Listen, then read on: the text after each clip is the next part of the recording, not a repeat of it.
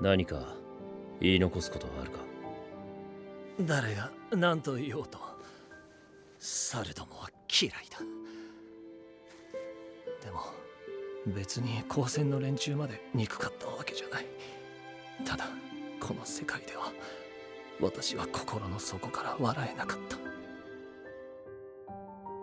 The story of Jujutsu Kaisen is a brutal one that rejects many and leaves even more completely bereft of true happiness, and there are a number of characters we meet throughout the story that have felt this on a personal level. But while it can feel arbitrarily, randomly cruel in the way it leaves so many souls adrift, it feels almost systematic through how it seems to be tailor-made to completely cast out one character in particular who never once found personal value in life. Suguru Geto is a huge example, perhaps the foremost example in the story, of someone who never seemed to have a chance in this setting. Having grown up as a sorcerer born to non-sorcerer parents, it's likely that he was made fun of and cast out, completely isolated for being different, as tends to be the case. And then when he was finally able to go to Jujutsu High, a place where he was supposed to belong, after an ephemeral spring of happiness he is cast out again. As a Jujutsu sorcerer, the culture established makes it so that he is dehumanized, used, and dismissed,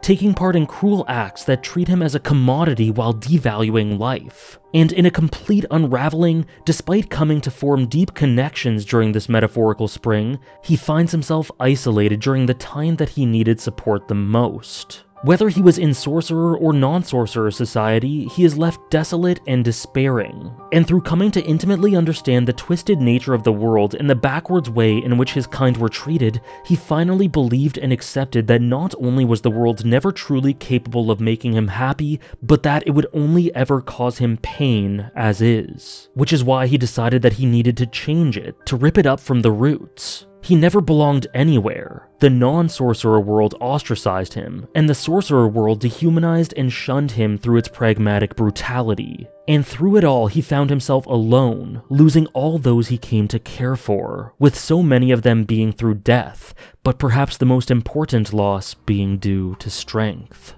Suguru Geto once believed that as Jujutsu sorcerers capable of such power, it was their duty to protect the regular humans incapable of defending themselves. He was respectful, mild-mannered, and proper. He had ideals and conviction, so much so that he was mocked by Gojo at times for being so seemingly subservient through his self-righteousness. Gojo was never one to tout immense superiority over non-sorcerers, but neither was he a fan of what he viewed as Geto's foolish selflessness. But there was a sort of steadfast solidity to Gojo's ideals that were not strongly dependent on his experiences from this point on, while on the other hand, Geto's viewpoint was built on a brittle foundation, making said viewpoint extremely susceptible to flipping the complete opposite direction while Gojo stayed the course. But from his point of view, it's not hard to understand why he came to see the world through this immensely dark lens. He likely had to endure harsh treatment as a kid, only to then see the horrific culture that he would perpetuate through his own ideals, as he and his fellow Jujutsu sorcerers had to endure constantly being used as tools, their lives and humanity completely disregarded.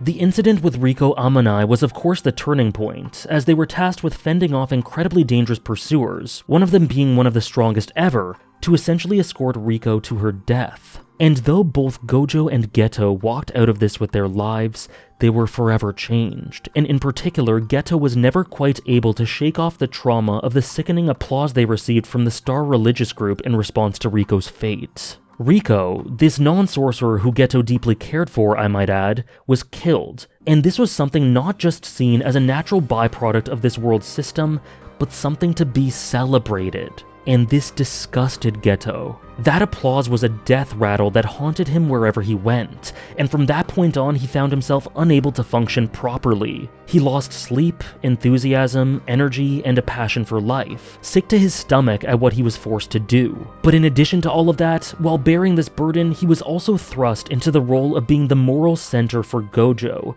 telling him that they could not kill these inhumane people because Jujutsu sorcerers must have a conviction in a proper reason to kill.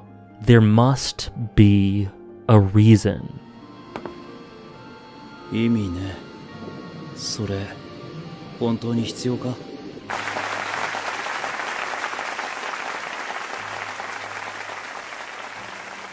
大事なことだ。特に術師にはな。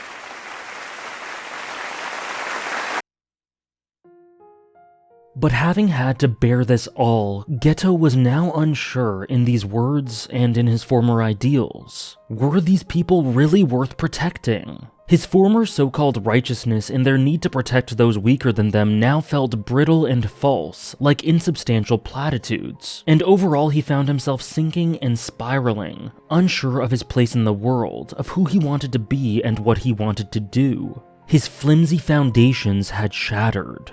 And he may have been able to stave this off, to center himself and find some sort of alternate value or reason to fight, but only through the help of those closest to him. And tragically, he was instead left completely isolated. His missions completely independent, his declining health noticed by Gojo but not dwelt upon. The last place he should have been was by himself, stewing in these dark thoughts while continuously consuming these horrific curses. Now, of course, curses in Jujutsu Kaisen are the manifestation and outpouring of all the dark and negative emotions, and regular humans are completely ignorant of curses and bereft of the ability to control this. As a result, they are the primary cause of cursed spirits, and Geto was the one who most viscerally had to come into contact with their ugliness. Being forced to literally swallow these disgusting curses just as he was forced to swallow the disgusting nature of the world for the sake of those who couldn't care less about him. 誰のために払う、取り込む。あの日から自分に言い聞かせている。私が見たものは何も珍しくない。周知の醜悪。知った上で私は術師として人々を救う選択をしてきたはずだ。ブレるな。術師としての責任を果たせ。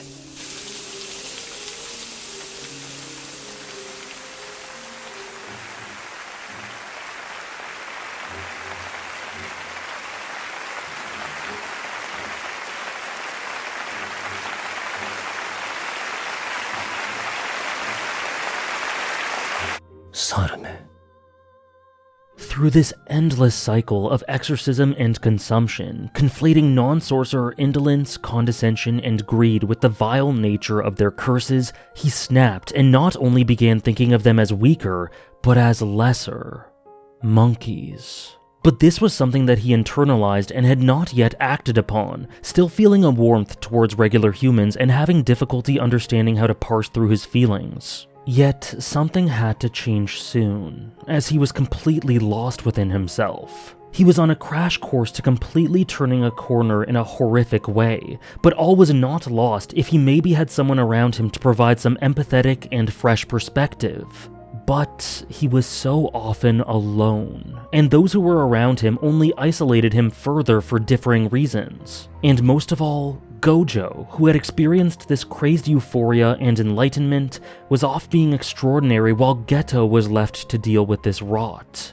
And then he heard the one thing that he needed to provide him with the path to clarity in a conversation with Tsukumo. She dwells on his feelings and asks if he hates non-sorcerers, and he doesn't answer in the affirmative but states that he doesn't know what he is fighting for in doing what he does, and he doesn't know if protecting them all is worth it. But the discussion then turns deeply cutting, as Yuki gets to the heart of things. Curses are a blight, so she provides an explanation that essentially leads to two choices in Geto's mind. As someone who despises cursed spirits, he wants to be rid of them. And the method of doing that? Either eliminate their production or eliminate their source by killing all non-sorcerers. And the latter is much more feasible by his estimation. Yuki told him to make the decision of who he is at this point, and though it felt internally difficult, there was only ever one choice. And like he was running downhill, the final straw and the last exacerbation was the death of Haibara on a mission, this young boy who looked up to him and thought of him as a decent, good person. The final straw appealing to his decency combined with the last reason he needed to turn as he did. At this point, Geto gave in and understood. He finally had clarity. What he had been fighting for was death, blood, and pain towards all the people he cared about with no recompense or salvation or reason or fulfillment whatsoever.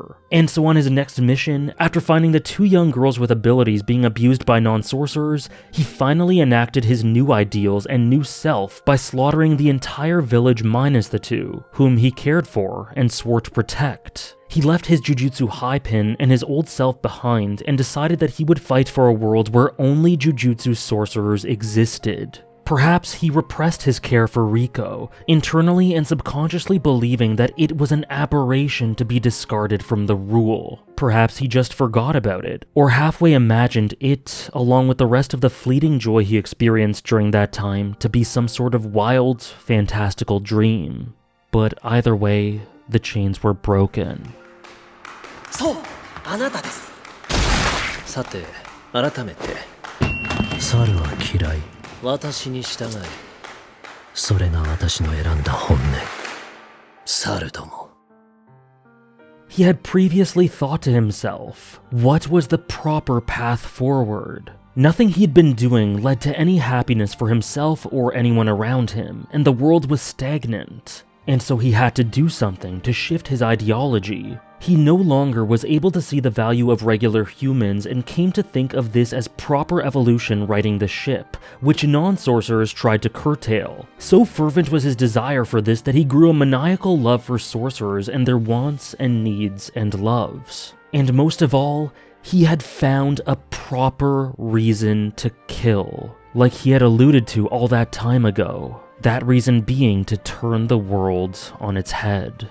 Every non-sorcerer death a rung on this ladder to his utopia, and this is the most free he's ever felt, maybe aside from when he was with Gojo. But as much as he loved Gojo, he grew to resent the way he burdened him with being his moral center despite his own misgivings and then left Geto alone, taking his own situation for granted without having the empathy to see other perspectives. And when he finds out about his former partner, Gojo derides him for doing what he did. But Gojo is completely unique, the honored one, and Gojo's idea of what is possible does not apply to a single other person. This is Geto's path, and just as Gojo felt enlightenment during the hidden inventory arc, so too did Geto. He found clarity, and it's deeply twisted that Geto believed that the only way to find true freedom and happiness was through these methods. But what's even more twisted is that it actually led to success on a personal level. Jujutsu Kaisen is partly about people fighting back at the cruel societal hierarchies and makeup of the world in order to carve out some sort of existence or expression for themselves, and Geto is arguably the most stark example. He is a man who felt and cared too much in a setting that was always going to leave him wanting. The world is broken, and one that Geto could not find happiness in. And while what he does is horrific and wrong to put it lightly, until it is fixed, it will keep producing people like this, who see freedom as extreme destruction and genocide of an inferior race. As he told Gojo in their final interactions, despite finding flashes of brilliance and love and connection, most of all with him, the world was never going to provide him with fulfillment or happiness. Suguru Geto is someone who simply wanted to belong, and to live in a world where he and his loved ones could be happy. And so when it became all too obvious that that was impossible, he took matters into his own hands and twisted everything on its head to make his dream a reality. Many thanks for watching.